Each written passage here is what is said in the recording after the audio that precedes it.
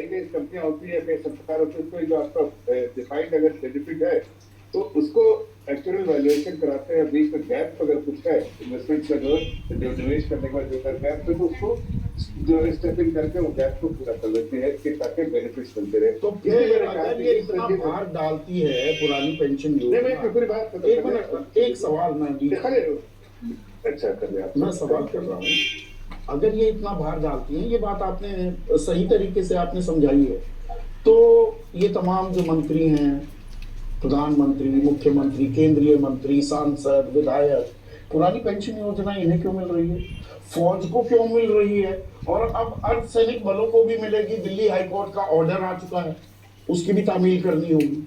उसके खिलाफ तो नहीं गई है सरकार अभी तक सुप्रीम कोर्ट में, जहां तक मेरी जानकारी है। संदीप जी, मैंने ऐसा कुछ भी नहीं कहा है जिसमें मैंने इस पूरे डिमांड को या इसकी जो मांग है उसके बारे में सरकार ने नाकार दिया है। जैसा आपको ही पता है, सरकार इसको एग्जामिन कर रही है। भाई सरकार के पास रिसोर्सेज है, उस रिसोर्सेज को जन कल्याणकारी योजनाओं में खर्च करती है। ये भी एक समाज के जन कल्याणकारी योजना ही होगी, उसके बारे में सरकार चिंता करेगी। आज उसके बारे में मैं कोई नेगेटिव बोले या पॉजिटिव बोले या हाँ बोले या ना बोले, ये सही जवाब किसी सरकार ये पिछले कुछ महीनों में बदलाव आया है आपके रुख और रवैये में। वित्त मंत्री ने साफ मना कर दिया, देश का भट्टा बैठ जाएगा। आरबीआई भी ये बात कह रही है, पीएफआरडीए ने भी कह दिया, वित्त मंत्रालय ने साफ कर दिया कोई कानून नहीं है, जो पैसा हमारे पास आ गया। मैंने वही रकम बताई, 35,000 करोड़ राजस्थान का है, 17,500 करोड़ छत्तीसगढ़ का है, 7-8 हजार करोड़ हिमाचल का है, कि नहीं दे सकते हम वापस। ये तो पी आप लेते रहे। नहीं, अब आप देखिए ना, अब ये पैसे जो भी है हमने कंट्रीब्यूशन जिसने भी किया है, उसका कहाँ इन्वेस्टमेंट हुआ, कहाँ नहीं इन्वेस्ट, उसके बारे में नहीं जानना चाहता। लेकिन मैं इतना कहना चाहता हूँ कि अगर पूरे सब स्टेट्स, चाहे वो कांग्रेस रूल्ड स्टेट हो और किसी गवर्नमेंट पार्टी की रूल्ड स्टेट हो या बीजेपी रूल्ड स्टेट हो, अगर आप पुट टुगेदर आप सारे स्टेट का ले लीजिए तो लगभग 31 लाख करोड़ की लाइबिलिटी बनी। अभी देखिए, ये लाइबिलिटी तो बढ़ती जाती है, कोई ऐसा तो नहीं है, लेकिन आपके रिसोर्सेज का उसी दिशा में जो बढ़ रहे हैं। 31 लाख करोड़ की लाइबिलिटी सालाना आप कह रहे हैं?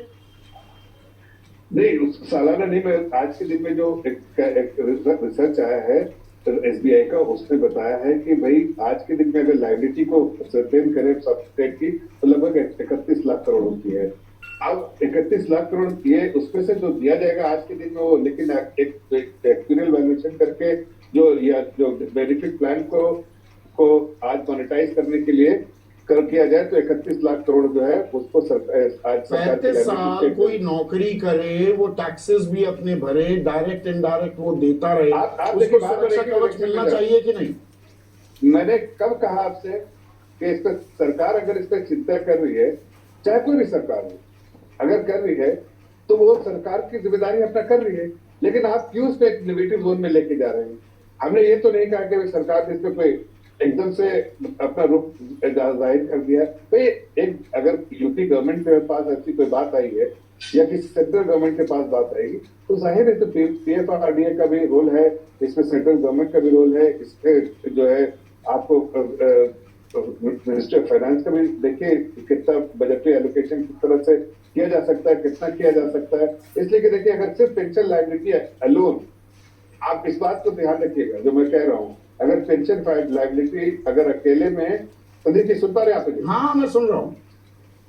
पेंशन लायबिलिटी अकेले में अगर आइसोलेशन में देखिए, सिर्फ जो सेंट्रल गवर्नमेंट की और 2004 के एनपीएस सिस्टम को खत्म कर दीजिए, अगर ऐसी लायबिलिटी बढ़ती जाती है तो आज हमारे पास कोई और कल्याणकारी योजना के लिए या डिफेंस के लिए तो आप sitting on the fence Zafar भाई, मैं सीधा पूछ रहा हूँ। विपक्ष ने बड़ा मुद्दा बना दिया है, वो तो कह रहे हैं केंद्र में भी लागू करेंगे, अलग अलग राज्य जहाँ चुनाव हो रहे हैं वो कह रहे हैं पुरानी पेंशन योजना हम लागू करेंगे। तो आप पुरानी पेंशन योजना के हक में है या उसके खिलाफ है? सवाल बड़ा सीधा है। सवाल बड़ा सीधा है कि एनपीएस लाया किसने था? एनपीएस तो लेकर तो आए अटल बिहारी वाजपेयी, लागू किया सही तरीके से मनमोहन सिंह। तो किया तो दोनों सरकारों का उसमें ये है ना योगदान, क्यों किया?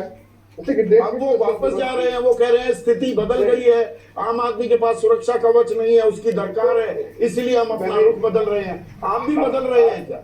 सवाल सीधा। नहीं, देखिए मैं तो ये कह रहा हूँ कि इस वक्त सवाल ये है संदीप जी कि पेंशन लायबिलिटी, सिर्फ पेंशन लायबिलिटी तो नहीं है सब चीज, सिर्फ देश को आपको डिफेंस पे भी खर्चा है, हर तरह के एक्सपेंडिचर है, तो उसको ध्यान में रखते हुए जो बेस्ट किया जा सकता है सरकार सोचेगी। अपने सरकार इस पर चिंता कर रही है, सरकार चिंता कर रही है सुप्रिया श्री ने, दूसरा कलर नहीं, और आप लागू करने की बात कर रहे हैं, पर सरकारी कर्मचारी अभी सर खुजला रहा है, ये मिलेगी भी मुझे पुरानी पेंशन योजना, या मेरा पैसा अटका रहेगा एनपीएस वाला, पीएफआरडीए में और खातों में।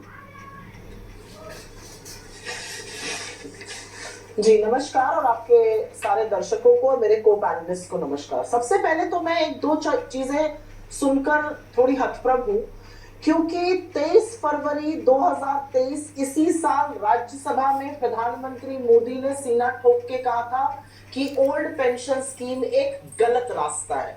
ये अलग बात है, आप हिंदुस्तान के किसी भी कोने में चले जाइए, अगर 1 से 5 तक मांगे गिनिएगा तो उनमें ओल्ड पेंशन स्कीम की मांग लगातार शामिल होती है और लगातार उसके बारे में मांग होती है। लेकिन प्रधानमंत्री ने राज्यसभा में सदन में कहा था कि भाई ये गलत रास्ता है। आज भारतीय जनता पार्टी का इस पर रुख कुछ अलग दिख रहा है। आज वो कह रहे हैं हम इस पर एक कंसिडरेट ओपिनियन लेंगे। आज सूत्रों के माध्यम से ये भी पता चल रहा है कि एनपीएस में चेंजेस करे जाएंगे कॉन्स्टिट्यूशनल अमेंडमेंट लाकर, जिससे कि एनपीएस में 40% एश्योर्ड रिटर्न मिलने लगे। ऐसी ऐसी खबरें आ रही है। तो एक बात तो साफ है कि भारतीय जनता पार्टी को आज वो गलत रास्ता थोड़ा सही होता हुआ लग रहा है। और मैं इस बात को मानती हूं कि अटल बिहारी वाजपेयी जी इसको लाए थे, इसके न्योता थे, और उसके बाद यूपीए ने इसको लागू किया। लेकिन बड़ी जल्दी हमें समझ में आया कि लोग इससे खुश नहीं है। लोग चाहते हैं कि यह स्कीम चली जाए, और इसीलिए हमने अपने राज्यों में इसको लागू किया। अब सरकार की धृष्टता देखिए, अगर एक राज्य सरकार इसको लागू करना चाहती है तो सरकार हमारे पैसे पर कुंडली मार के बैठ जाएगी। 35,000 करोड़ राजस्थान के, 17,000 छत्तीसगढ़ के, करीब 8,000 करोड़ हिमाचल के, सरकार ने देने से ही पैसा मना कर दिया। ये वही बात करी सरकार ने। कर्नाटक में हमने चुनाव जीता, हमने कहा अन्न भाग्य से आपको 10 किलो चावल मिलेगा। सरकार ने एफसीआई से क्या कहा, आप चावल नहीं बेचेंगे। सरकार को एफसीआई प्राइवेट व्यक्ति को चावल, प्राइवेट एंटिटी को बेच सकता है, लेकिन सरकार को कर्नाटक की नहीं बेच सकता। क्यों? क्योंकि अवरोध बनना है, रोड़ा बनना है स्कीम में। वही काम ये कर रहे हैं। मेरा अपना मानना है चाहे कोई भी स्कीम लाए हो, हम और आप चलिए दोनों मिलकर ले आए, लेकिन अगर जमीन पर लोगों को लग रहा है कि उनका हक इससे खत्म हो रहा है तो उनकी बात आपको सुननी पड़ेगी। ये समझने में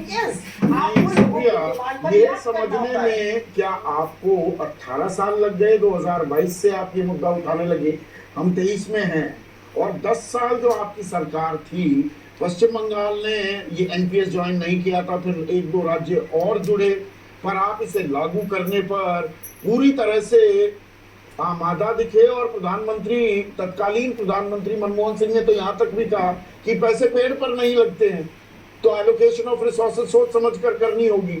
तो आज राजनीतिक फायदा दिखने लगा तो आप यू टर्न मार रही हैं। नहीं, मुझे नहीं लगता कि ये आक्षेप आपका सही है। मुझे लगता है जब जागो तभी सवेरा, और एक समय जब हमें लगा कि नहीं लोगों की मांग है। मैं आपको छोटा सा वाक्य बता देती हूँ। उत्तर प्रदेश चुनाव में मैं जिला जिला घूमी थी, क्योंकि मैनिफेस्टो कमेटी में थी। जहां हम जाते थे वहां पर लोग ओपीएस की बात करते थे, पुरानी पेंशन स्कीम लाइए, पुरानी पेंशन स्कीम लाइए।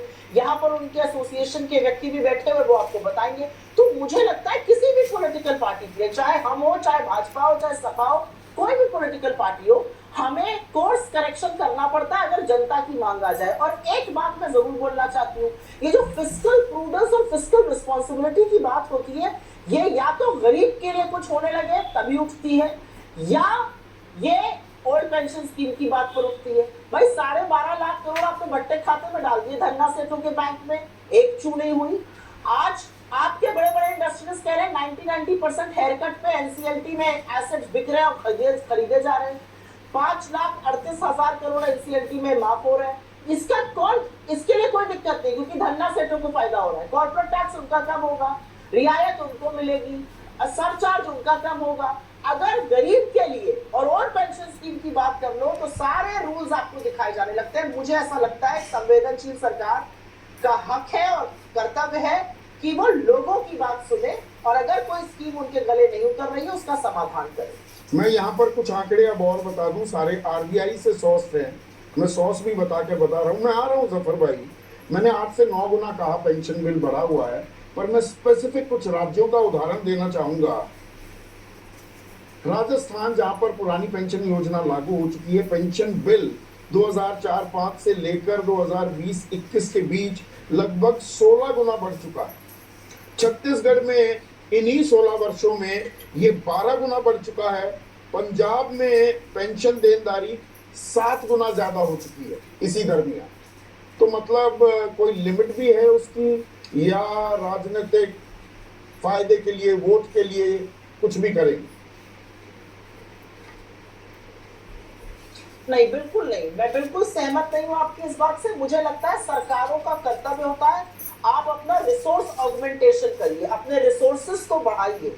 मोदी सरकार ने डेट बढ़ाया, कर्जा बढ़ा दिया और आपने यहाँ पे 100 लाख करोड़ का था। नहीं, अगर आप रिवाइज डेटा देखिए इस बजट के बाद का, तो कर्जा सरकार ने 120 लाख करोड़ का अकेले लिया है, 55 लाख करोड़ का बाकी 14 प्रधानमंत्रियों ने मिलकर लिया था। वो 55 और मैं 150 लाख करोड़ कह रहा था, मैं 100 नहीं। सरकार की इच्छा शक्ति, मैं 150 लाख करोड़ कह रहा था। मैं हाँ, टोटल उनका हो गया है, लेकिन हाँ। उनके कार्यकाल में करीब 123 लाख करोड़ बढ़ा है। मेरा अपना उन्होंने जब 2014 से अभी तक करीब 123 लाख करोड़ बढ़ाया है। मैं छोटी सी एक बात कह के अपनी बात समाप्त करती हूँ, और वो बात यह है कि आपने जो बोला कि कितने गुना बढ़ गया है। सरकार का काम है रिसोर्स ऑगमेंटेशन करना। आप रिसोर्सेज बढ़ाइए, आप व्यवसाय क्रिएट करिए, आप परचेजिंग पावर बढ़ाइए, आप परचेजिंग पावर पैरिटी बढ़ाइए, आप आर्थिक असमानता को कम करिए, रिसोर्सेज अपने आप आने शुरू होंगे। जब आपका नीति 1 या 2 लोगों को ध्यान में रख के बनती है तो ये सारी चीजें प्राथमिकता ही नहीं। लेकिन ये समझ में इनको आ गया है कि एक मुद्दा है जिस पर लोग खासे नाराज हैं, जिस पर लोग समाधान चाहते हैं, इसलिए अब इस पर बात की जा रही है। जफर इस्लाम, सरकार